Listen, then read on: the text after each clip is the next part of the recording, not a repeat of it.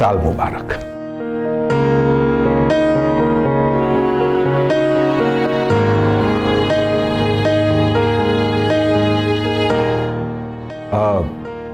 અમારે પણ અમુક પેઢી પર ફોન કોલ્સ કરવાના છે, તો અમે પણ જઈએ છીએ.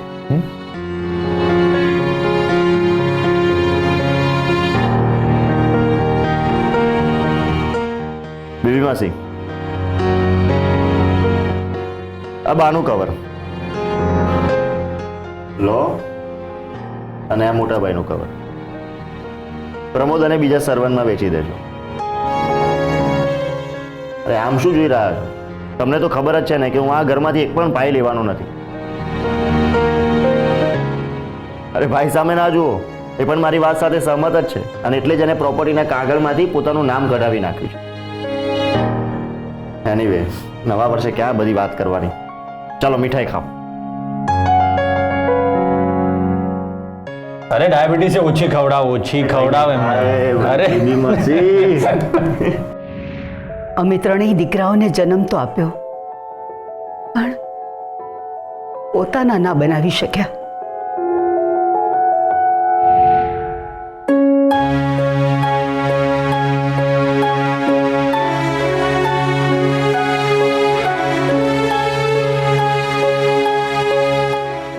પહોંચતા અર્જુનભાઈ દર વર્ષે આમ સાસુમાને મોટા ભાઈ તરફથી મળેલા રૂપિયા ગરીબોમાં વહેંચી દે.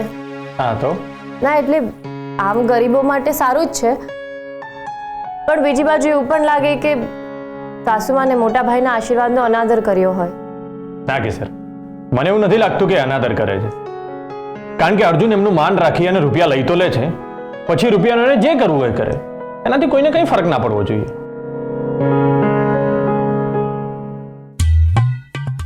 સાલ મુબારક જીજુ.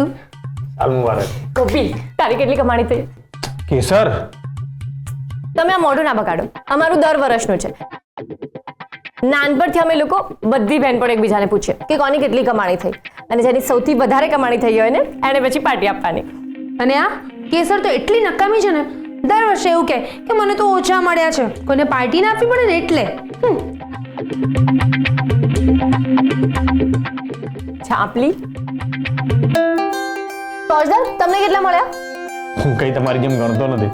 તો આ વખતે ગણો. ગણો ને. ગણો.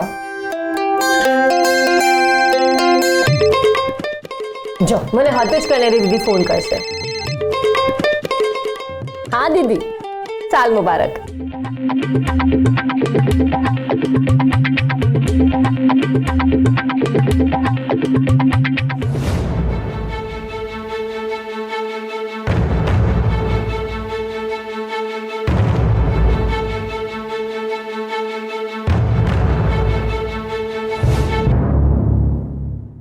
બા મને મદદ કરવા માંગે છે, પણ હું એમનું જ લોહી છું. ના, આજે ને આજે ચેક પાછો આપી દઈશ તો એમને ખોટું લાગશે અને તહેવારના દિવસે દુઃખી થઈ જશે. પછી આપીશ. ઈશ્વરને કહીશ તો એ ધર્મ સંકટમાં મુકાઈ જશે. એ કોનો પક્ષ લેવો એને પણ નથી કહેવું. જીજુ, જીજુ, હા, ક્યાં ખોવાઈ ગયા છો? કઈ નહીં, હું મારા જ વિચારોમાં તો. બોલ ને. આજે તમારે જ્યાં ઓર્ડર આપવા જવાનું છે ને, એનું એડ્રેસ હું તમને મેસેજ કરી દઉં છું. હા, સારું, હું મૂકું. જય સોમનાથ. ફોજદાર, તમને કેટલા મળ્યા છે? લે તું જ ગણી લે ને. આમાંથી સાસુમાના કેટલા છે? ખબર નહીં, પણ ગોપી, રાજગઢનો જે એડ્રેસ છે પહેલા ત્યાં જ જવું ને? હા, અને બીજો ઓર્ડર રાજકોટના હાઈવે પર ઢાબાનો છે અને ત્રીજાની આસપાસ જ ક્યાંક છે. જીજુ તમને આવતા લેટ થઈ જશે. કઈ વાંધો નહીં, તું બસ કેસરનું ધ્યાન રાખજે. આમાં કહેવાનું હોય કેસર, તારે જીજાજી સાથે જેટલી વાતો કરવી હોય એટલી કરી લે, અને તારું મોઢું મીઠું કરવું હોય ને તો પણ કરી લે. જીજુ સીધા રાત્રે આવશે. કોઈ ચાપલી ના થતું. હા,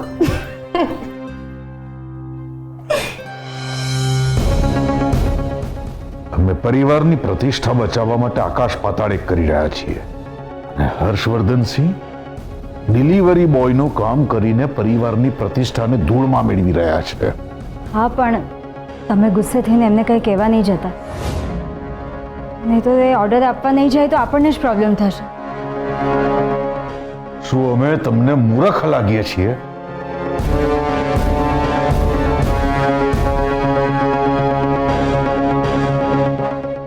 હલો, આજે સાંજે કામ થઈ જવું જોઈએ. તો પ્રોગ્રામમાં કોઈ ચેન્જ હશે તો અમે તને જણાવીશું. ઓકે?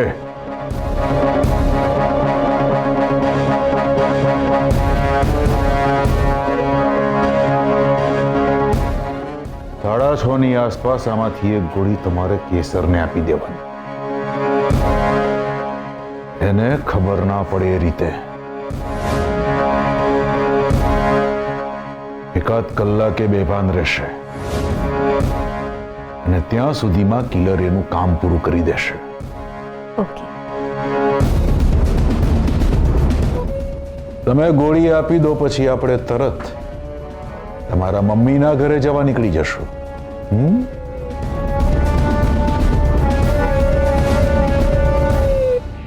તમારી વિધવા સંસ્થા જીવન જનનીની બહેનો માટે તમે જે બોનસ આપવાનું નક્કી કર્યું એ વાત જાણીને અમને ખૂબ ખુશી થઈ. તમારો જેવો ફોન આવ્યો એટલે તરત જ કેશ કઢાવી લીધા. તમારી વિધવા બહેનોને અમારા તરફથી આ નાનકડી શુભેચ્છા ભેટ. અમરબા, તમે ખરેખર મોટા મનવાળા છો અને તમે નાનકડી શુભેચ્છા ભેટ કહો છો. આનાથી તો અમારો બધો ખર્ચ નીકળી જશે. સંસ્થાના કર્મચારીઓની જમવાની વ્યવસ્થા પણ થઈ જશે અને તો પણ વધશે. કાંઈ વાંધો નહીં, તમારી વિધવા બહેનો માટે ક્યાંક ઇન્વેસ્ટ કરી દેજો. ચોક્કસ. તમારો ખૂબ ખૂબ આભાર અમરબા. અરે, આભાર માનવાની કાંઈ જરૂરત નથી. તમે વિધવા બહેનોના ભલા માટે જે કંઈ કામ કરી રહ્યા છો એની સામે આ રકમ તો કાંઈ જ નથી. તમારી સંસ્થાને અમે જેટલું આપીએ ને એટલું ઓછું છે. મેડમ, ડિલિવરી બોય સામાન લઈને આવી ગયો છે. તો સામાન લઈ લો અને બિલ ચૂકવી દો. જી મેડમ.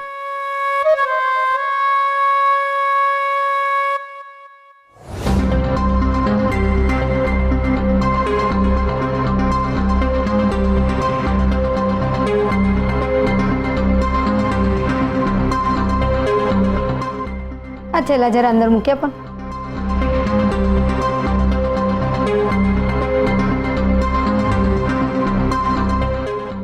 એ ભાઈ, જરા ઉભો રહે.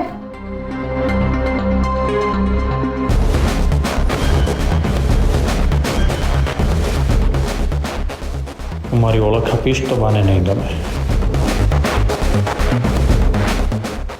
લે ભાઈ, આ દિવાળીના લઈ લે ભાઈ, દિવાળીના આપું છું. ના, એકચ્યુઅલી હું એક્સ્ટ્રા રૂપિયા નથી લેતો. જેટલું કામ કરું છું ને એટલા જ રૂપિયા લઉં છું અને મને મારા કામના રૂપિયા મળી ગયા છે.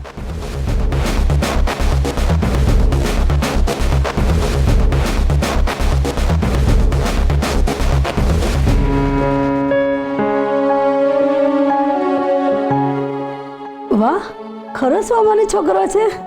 આજના જમાનામાં આવા લોકો બહુ ઓછા જોવા મળે છે. બાકી તો લોકો સામે જ ભીખ માંગે છે. એ બેન, દિવાળીનું કંઈ આપો ને.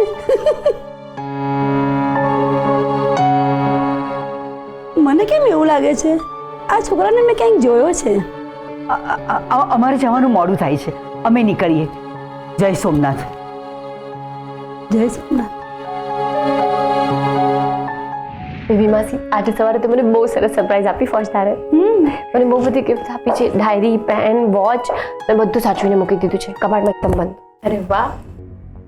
બેબી માસી, બા હજી નથી આવ્યા? ના, પણ એમને આવતા જ હશે. કંઈ કામ હતું? અમે અમારા મમ્મીના ત્યાં જતા હતા. તમે બાને મેસેજ આપી દેજો. એમાં મોટી બેનને શું પૂછવાનું? મોટી બેનને ખબર જ છે કે તમે વારે તહેવારે તમારા મમ્મીને ત્યાં જાઓ જ છો. હા, ત્યારે અમે એકલા જતા હતા, પણ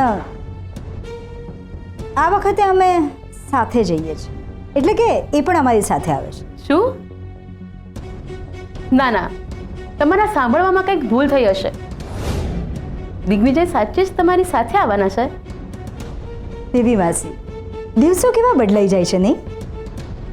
દર વખતે અમે નેગેટિવ બોલતા હોઈએ છીએ અને અત્યારે તમે અમારા માટે નેગેટિવ બોલી રહ્યા છો.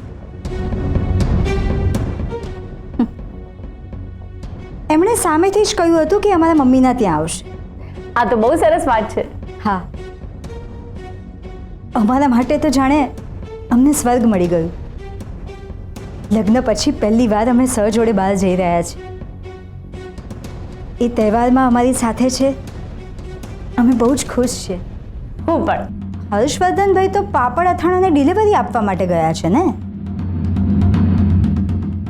અમને તો આશ્ચર્ય થાય છે કે તહેવારના દિવસે તમારી સાથે નથી એ.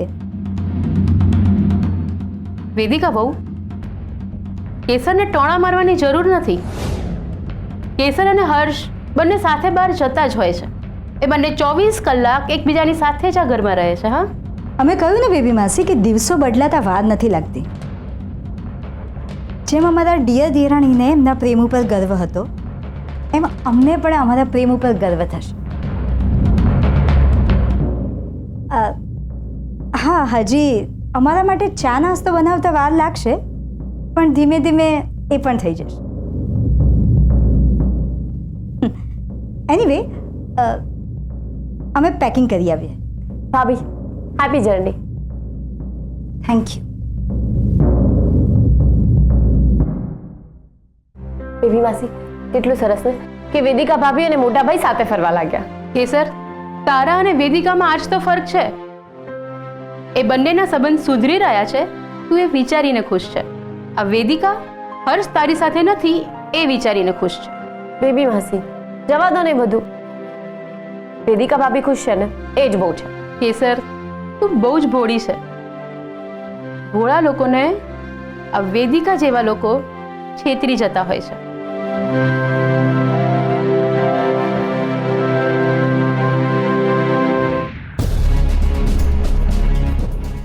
હર્ષવર્ધન, શું છે આ બધું?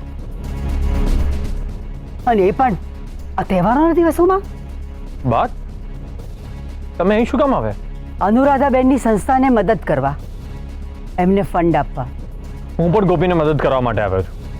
આપણા બંનેનું ઇન્ટેન્શન સેમ છે. હવે તો તમારે બીજાને કહી દેવું હતું. તમારે આવવાની શી જરૂર હતી? તમને ખબર છે ને કે આવા નાના નાના કામો અમારા દીકરાઓ કરે એ અમને નથી ગમતું. બા, કોઈ પણ કામ નાનું નથી હોતું. એ તો પરિસ્થિતિ ખરાબ હોય ત્યારે. મારી પરિસ્થિતિ પણ એવી જ છે ને બા. ગામમાં કોઈ લોન આપવા માટે તૈયાર નથી. ખબર નથી આપશે પણ કે નહીં. અમે હજી જીવીએ છીએ હર્ષવર્ધન. બા, મેં તમને પહેલા પણ કહ્યું હતું કે આ બિઝનેસ હું મારા જોર પર ઊભો કરવા માંગુ છું. તો અમને કહો, અમે તમને લોન આપીશું. પણ મહિને આવા 10,000 રૂપિયાના કામ કરવાની તમને શી જરૂર છે? બા, હું મારી જાતને તૈયાર કરી રહ્યો છું કે જો મને લોન ના મળી ને અને ભવિષ્યમાં એવી પરિસ્થિતિ આવે કે મારે 10,000 રૂપિયાવાળી નોકરી કરવી પડે તો પણ હું તૈયાર રહું. બાપ, પ્લીઝ તમે આમ ગુસ્સે ના થાઓ. હું તમારી લાગણી નથી સમજી શકતા તમે અમારી લાગણી. નો, નેવર. વાત સંભાળો. સંભાળી શકીએ છીએ અમને અને અમારા પરિવારને પણ. શારીરિક રીતે અમે નબળા થયા આવીશું, પણ મનથી તો એટલા જ મજબૂત છીએ. હા, એટલે જ તો મને તમારી ઉપર ગર્વ છે કે તમે આ ઉંમરે પણ આટલું બધું કામ કરો. પ્લીઝ આવા નક્કામાં લાગણી વેડા ના બતાવો. અત્યારે અમે તમારા ઉપર બહુ જ ગુસ્સે છીએ. આઈ નો બા, એટલે જ આ ચર્ચા આપણે અહીંયા જ અટકાવી. જય સોમનાથ. એક મિનિટ, ત્યાં જ ઊભા રહેજો.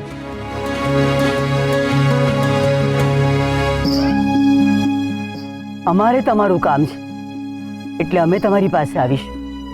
ભાગ એટલું સંભળાવશો? તમારે કામ જ કરવું છે ને, તો ઘરમાં રહીને કામ કરો. એટલે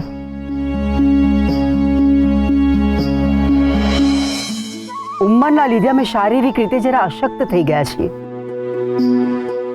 અમારી સેવા કરો, અમે તમને સારો એવો પગાર આપીશું.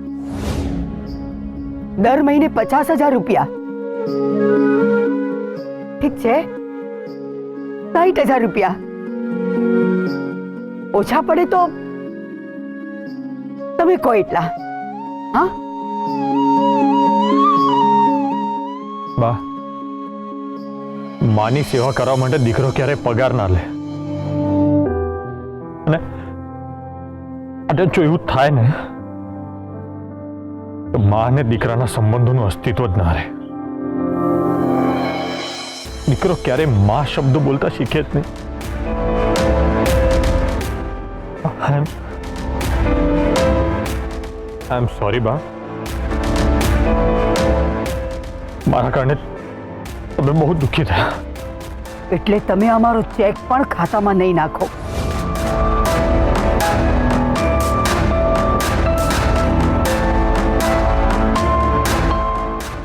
ના, એક મા તરફથી તમને નવા વર્ષની ગિફ્ટ છે આ. એનો તમે આ રીતે અસ્વીકાર ના કરી શકો હર્ષવર્ધન. ગિફ્ટ અને દયામાં ફરક હોય. દયા પર સોનાનું વરખ ચડાવવાથી એક ગિફ્ટ નથી થઈ જતી.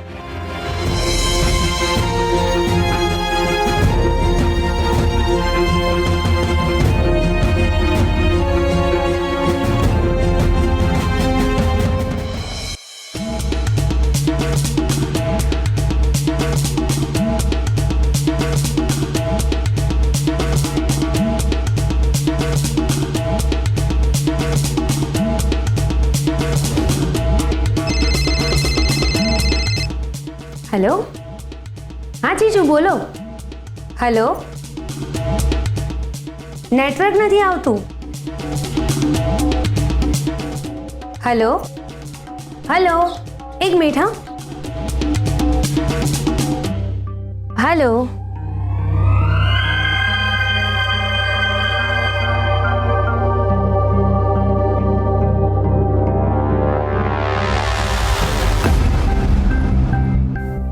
હા જીજુ, અચ્છા, એક ઓર્ડર કમ્પ્લીટ. વાહ, ગુડ નાઇટ ડિયર દેરાણી. ફરી અંતિમ સફરે જવાની તૈયારી કરો. જીજુ, એને ભૂખ લાગી છે ને એટલે જ્યુસ આપું છું. All the best. ઓકે, તમે એની જરાય ચિંતા ના કરશો.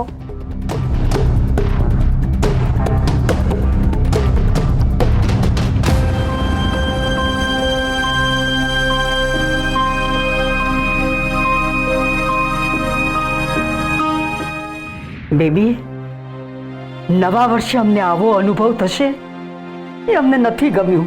મોટી બેન, તમારી ભાવના હું સમજી શકું છું, પણ તમે તો જાણો છો ને આપણો હર્ષ કેટલો સ્વમાની છે. મેં પણ એને મદદ માટે પૂછ્યું હતું અને મને પણ ના પાડી દીધી. હર્ષ જ્યાં સુધી પોતાના પગ પર ઊભો નહીં થાય ત્યાં સુધી તૂટી જશે, પણ નમશે નહીં. એ અમારી સામે નથી નમતા ને, એને અમે શામ દામ દંડ ભેટથી નમાવી દઈએ છીએ. પણ અમને અમારી મમતા રોકી લે છે.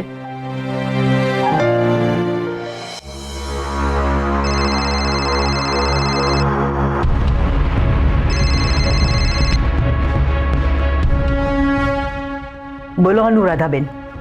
અમરબા, અમને હમણાં જ યાદ આવ્યું. અમારા ઘરે જે અથાણા અને પાપડનો ઓર્ડર લઈને આવ્યા હતા ને, એ તો હર્ષવર્ધનસિંહ હતા.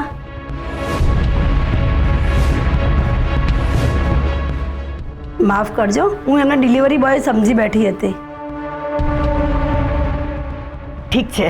આ નિર્મળા ફૂડમાં હર્ષવર્ધનસિંહ ડિલિવરી બોય તરીકે નોકરી કરે છે કે શું? નહીં, એ તો એમની ફ્રેન્ડની મદદ કરે છે. અચ્છા, મને પણ એવું લાગ્યું કે જેની માં આવી સામાન્ય સંસ્થામાં 5-10 લાખ રૂપિયા દાન કરી દેતી હોય, એના દીકરાને આવા કામ કરવાની શું જરૂર પડી? હેલો હેલો,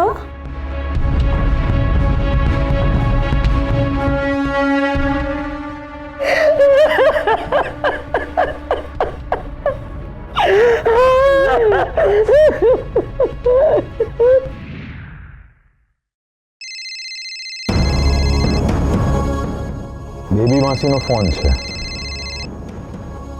હા બેબી માસી. તમે લોકો ક્યારે નીકળી ગયા? ઘરમાં કોઈને કહ્યું પણ નહીં? અરે બેબી માસી, અમે બાના રૂમમાં ગયા હતા પણ બા નહોતા અને તમે પૂજા કરતા હતા એટલે પછી અમે નીકળી ગયા. પણ મોટી બેન તો આવી ગયા છે.